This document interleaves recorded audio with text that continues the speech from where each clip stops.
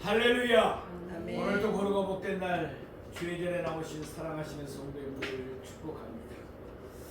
오늘은 요한계시록 1장 9절에서 16절 말씀을 본문으로 오른손에 7뼈를 붙들고 계신 예수님이란 제목으로 말씀의 은혜를 나누겠습니다.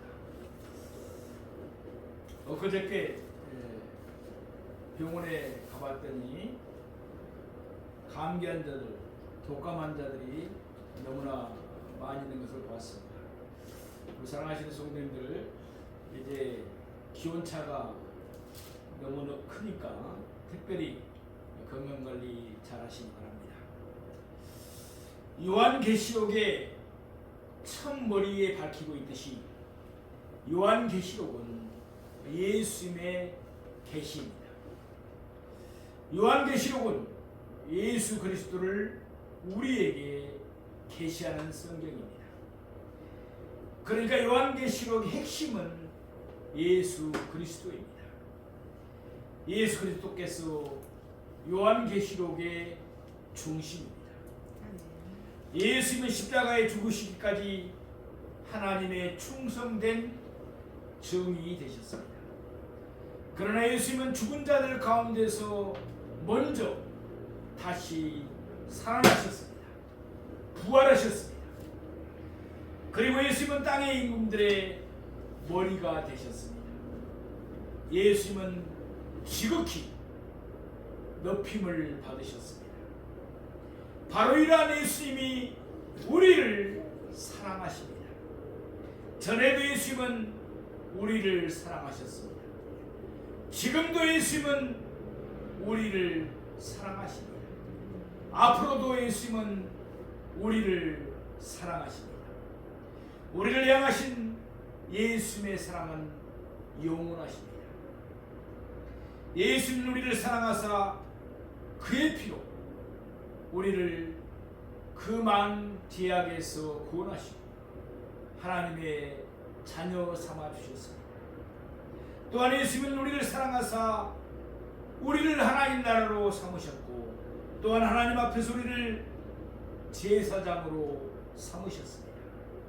이상은 예수님 우리를 사랑하사 이미 행하신 일들입니다. 예수님은 구름을 타고 오십니다. 그때 각 사람의 눈이 그를 볼 것입니다.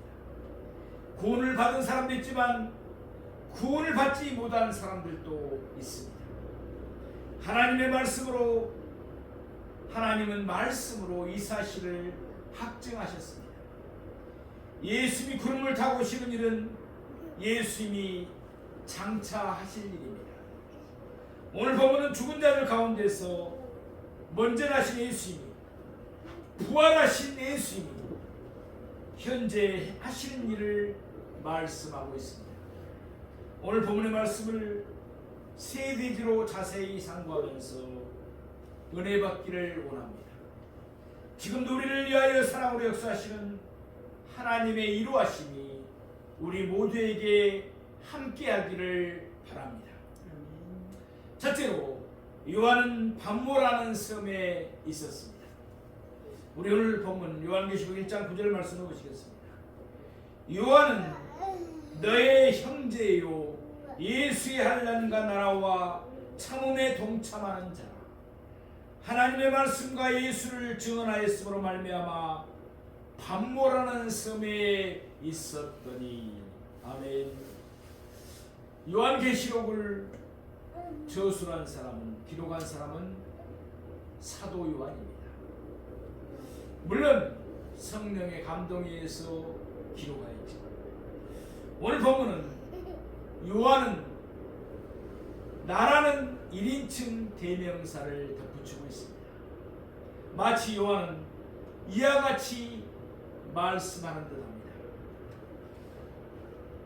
참으로 보잘것없는 나인데 주께서는 내게 놀라운 계시를 주셨다. 아무 자격도 없는 나인데도 주께서는 내게 신비한 환상을 보게 하셨다.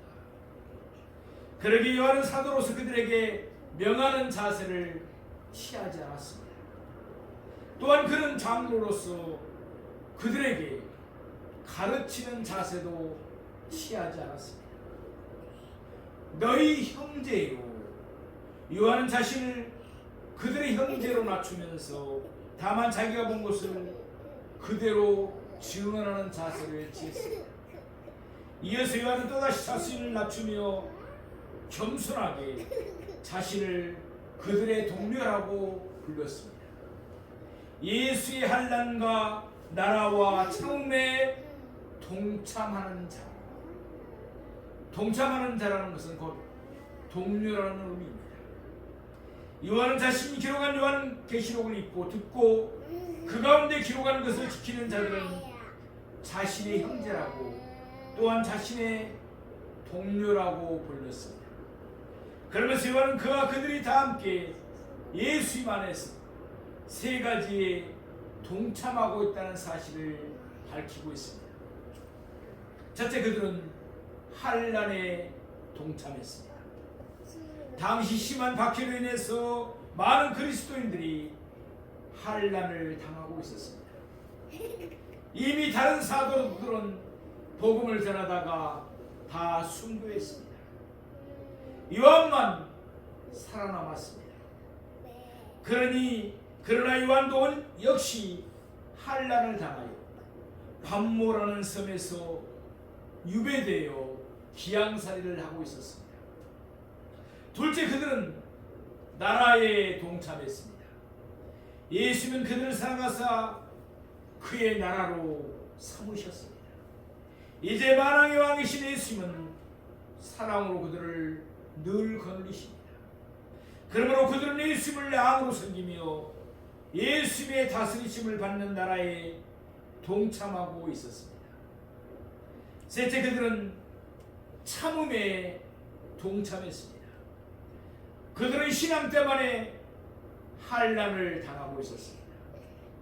때로는 직장도 잃고 죽임도 당하고 채찍질 당하고 많은 환난을 당하고 있었습니다. 그러나 예수님은 구름을 타고 큰 영광 중에 오실 것입니다. 그러므로 그들은 그들을 영접하려 다시 예수님을 오실 것을 소망하면서 현재 고난을 참음으로 인내함으로 동참하고 있었습니다. 이미 말씀드린 대로 그들은 예수님 안에서 환난과 나라에 동참하고 있었습니다. 그들은 환난을 당하는 것도 그들이 예수님의 거느리심을 받는 나라가 된 것도 또한 그들이 장래의 영광을 위해 현재의 고난을 참는 것도 예수님 안에 있기 때문이었습니다. 이어서 요한은 예수 그리스도의 계시를 받고 또한 예수 그리스도의 환상을 볼 때 그가 처했던 상황을 밝히고 있습니다. 오늘 본문 9절 후반부 말씀입니다. 하나님의 말씀과 예수를 증언하였음으로 말미암아 밤모라는 섬에 있었더니, 밤모섬은 지중해에 있는 자그마한 돌섬입니다. 향락한 곳입니다. 노마 시대의 밤모섬은 유배지로 사용되는 곳이었습니다.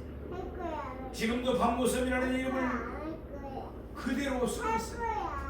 그곳에 가면 요한이 예수 그리스도의 계시와 환상을 보았다는 동굴이 남아 있습니다. 요한이 요한계시록을 기록할 당시 그는 예수의 몸으로 밤모라는 섬에 갇혀 있었습니다. 유배되어 있었습니다. 그의 제목이 무엇이었습니까? 하나님의 말씀과 예수를 증언하였으므로 말미암아. 한마디로 요한은 순전히 복음을 전했다는 이유로 박해를 당하고 유배되어 있었던 것입니다. 이때 요한은 나이가 많았을 때입니다. 성경학자들의 기록에 의하면 아마도 90이 넘었을 것이라고 합니다. 그 열난 몸으로 기양살이를 하는 것이 참으로 힘들었을 것입니다. 또한 세상과 동떨어져 몹시 애롭고 지쳤을 것입니다.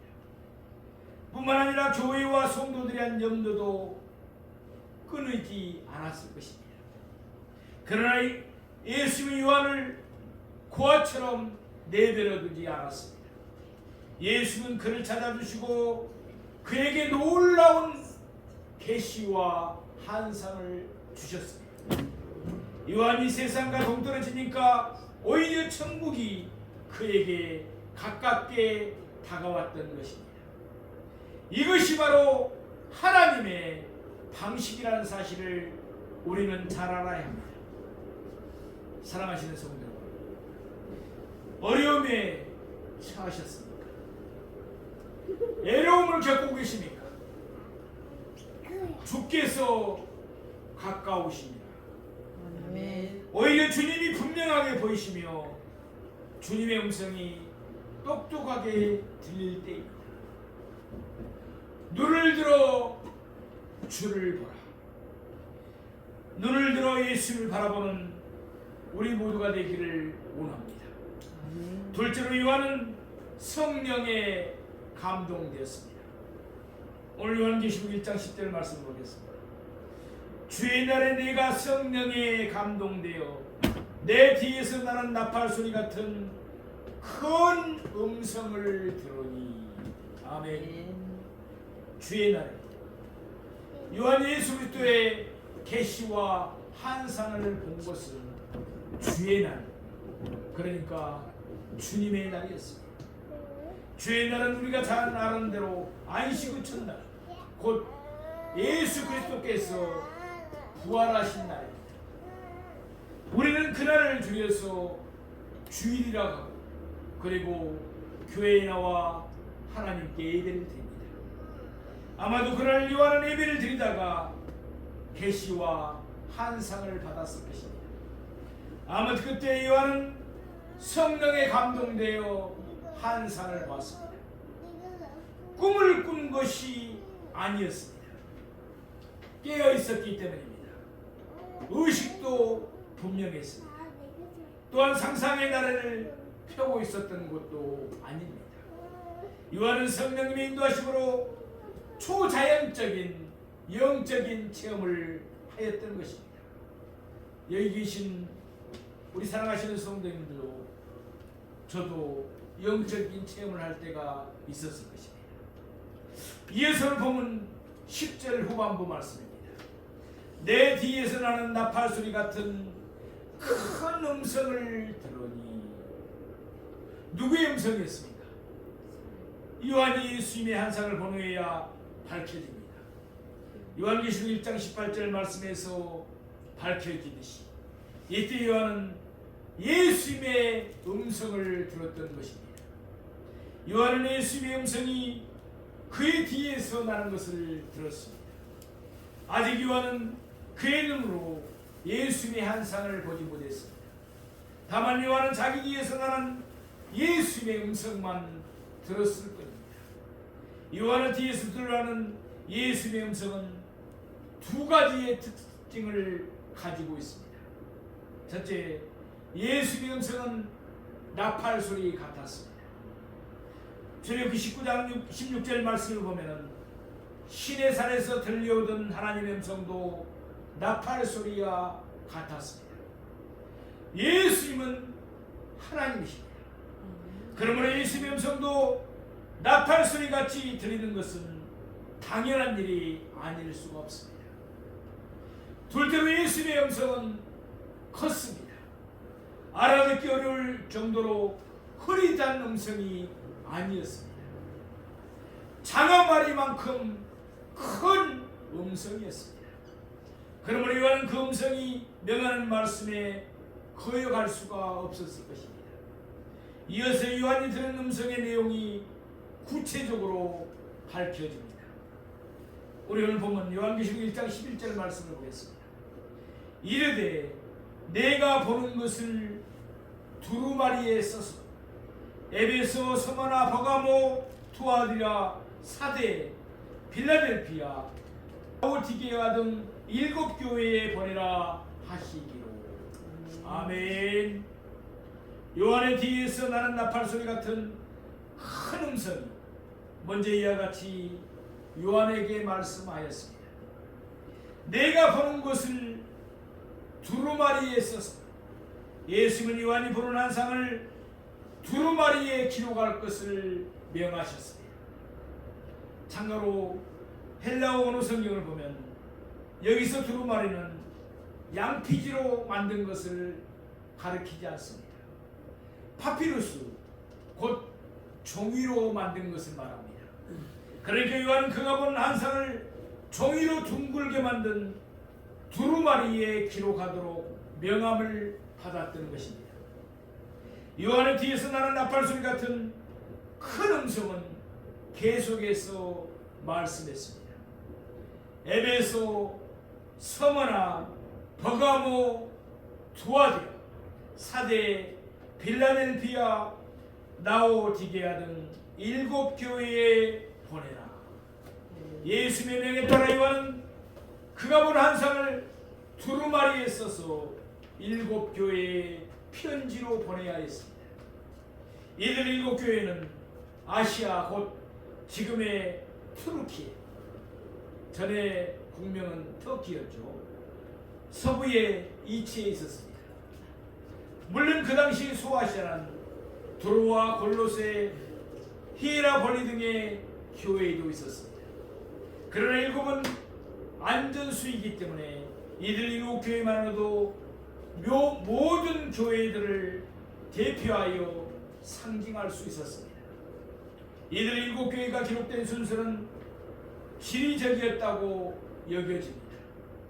지도상에서 이들의 7 교회가 위치한 곳을 연결해 보면 그 모습이 마치 아라비아 숫자 7처럼 보입니다. 기록에 하면 그 당시 우편물이 전해질 때 바로 이 순서로 전해졌다고 합니다. 먼저 우편물은, 편지는 에베소에서 출발합니다. 그 위로 올라가면서 서머나가 있고 또 그 위에 버가모가 있습니다. 그 오른쪽에 가면 두아디라가 나옵니다.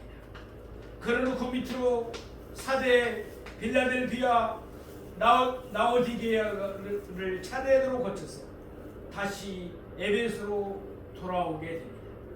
사랑하시는 성도 여러분, 요한은 주의 날에 성령에 감동되었습니다.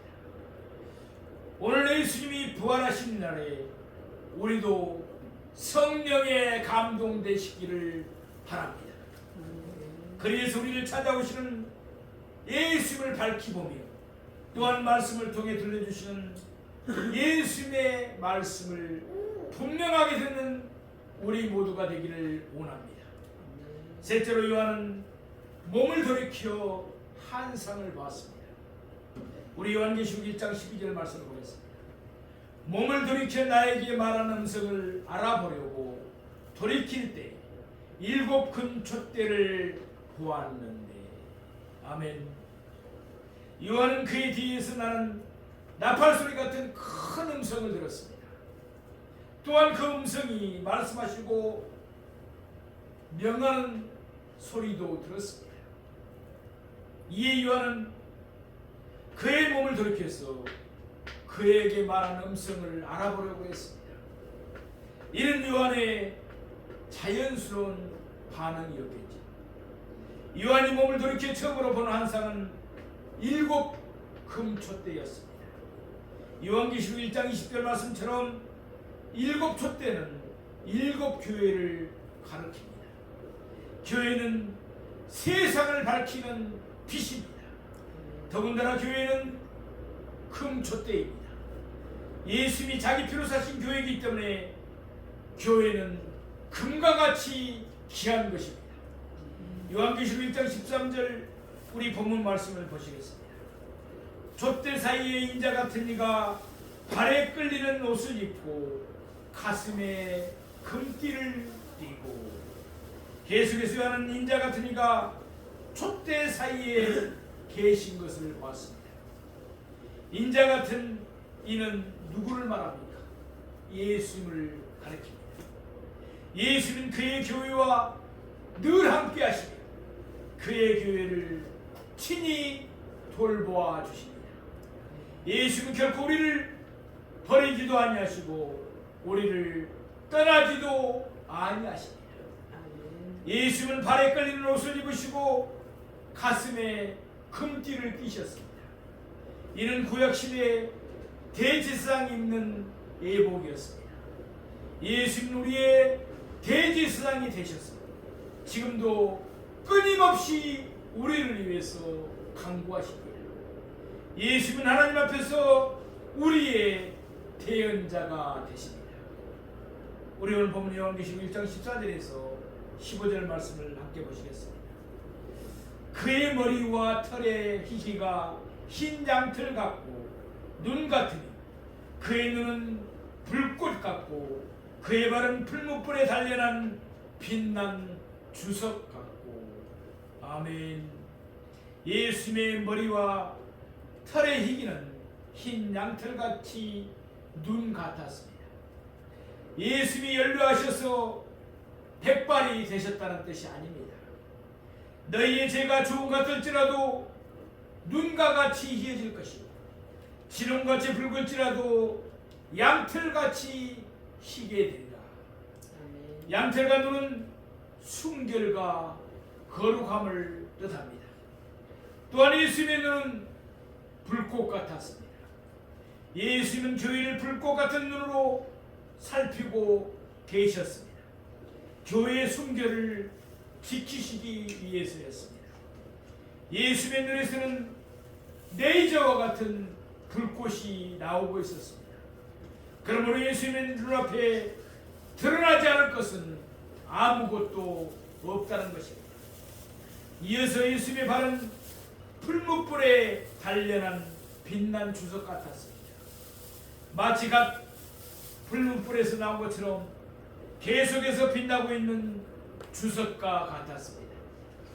죄를 짓고서도 회개하지 않으면 예수님은 풀무불에 단련한 빛난 주석 같은 발로 징계하십니다.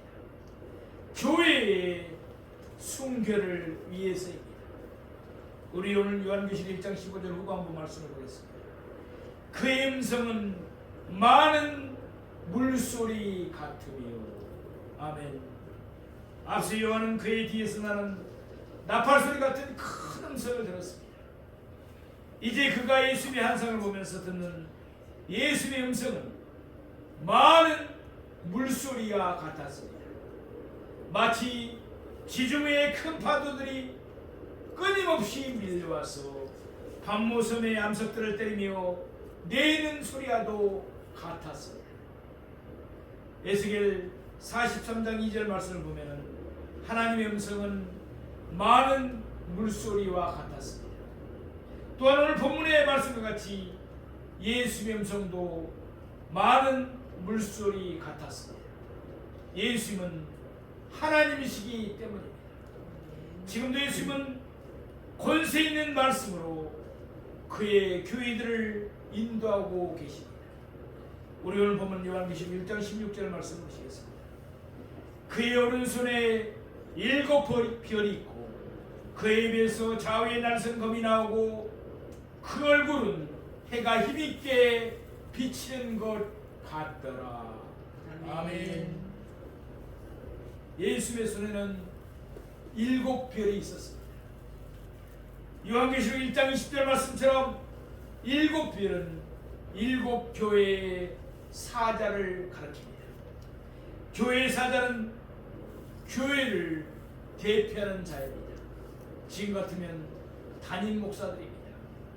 그러니까 예수님은 그의 오른손 곧 그의 권능의 손으로 자신의 교회를 든든하게 붙들고 안전하게 지켜주신다는 뜻입니다.